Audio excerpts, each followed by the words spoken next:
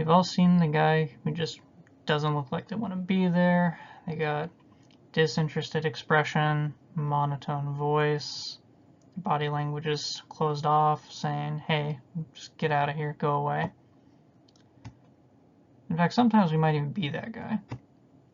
But if we're meant to be giving instructions to people, or anyone's meant to be listening to us or learning from us, we definitely don't want to seem like that guy. And fortunately for us, it is quite easy to not come across as that guy. All it took for me to stop being that guy was just to sit up straight, start talking in a little bit more of a positive tone and upbeat voice. And as soon as I started doing that, the whole environment just became way more welcoming. And the more welcoming of an environment you can produce, the more receptive your audience is going to be to whatever message you're trying to get across to them. The first thing that you probably noticed about me during the opener was that my body language was giving all kinds of bad signals. I was hunched over and I had my hand in front of my face, showed that I wasn't confident and that I was closed off from the audience. We can instead use our body language to convey confidence and a warm welcome. In a TED Talk given by Dr. Amy Cuddy, she talks about what she calls a power stance, which is kind of just like a fancy term for standing up straight with your shoulders back. But when they surveyed audiences afterward, they found that a speaker who was standing up straight seemed more confident in what they were saying and therefore more competent. And when they surveyed the speakers as well, when the speaker was just standing up straight and had their shoulders back in that power stance that she describes, they said that they also felt more confident about the material.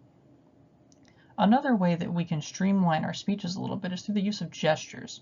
We can use flowing gestures to go from point to point to give a visual aid to the audience. We can also use more pointed gestures in order to refocus the audience to whatever we're talking about and really get the message across. If your body language is the first impression you make on the audience, then your eye contact and your facial expression are like your opening statement to them. This sounds obvious when you say it out loud, but you should look at the people you're talking to. In the measurement of eye contact and human interaction, many scientists gathered data points relating to eye contact. They found that one thing that always correlated was the amount of engagement increases with eye contact. Simply by showing people attentiveness, it makes them more likely to show attentiveness back to you, and that will make them engage with your message. Another way we can increase engagement is by sending out positive vibes and general well-being. Something that can do this across all cultures is just smiling. The smile is universal, no matter where you are or no matter who comes to view your speech. Smiling is a good way to convey that and make them more receptive to your message. After you walk across the stage and everybody gets to see your body language, you turn to make eye contact with the audience and they get to see your facial expression. You're finally at the part of your speech where you get to open your mouth and say something. This is where the last component of nonverbal communication takes place. Verbal means pertaining to words, not sounds. The last component is your tone of voice and your vocal variety. Anybody who's been in an argument before knows this pretty well. It's not about what you say, it's about how you say it. If you're screaming at someone, they are never going to be receptive to anything you're trying to tell them. Dr. Morabia found when it comes to conveying emotion, which is the most important part of getting your message across, only a very small portion of how someone feels about your message comes from the words you say. This leads into my next point, which is that positive outlook leads to positive outcomes.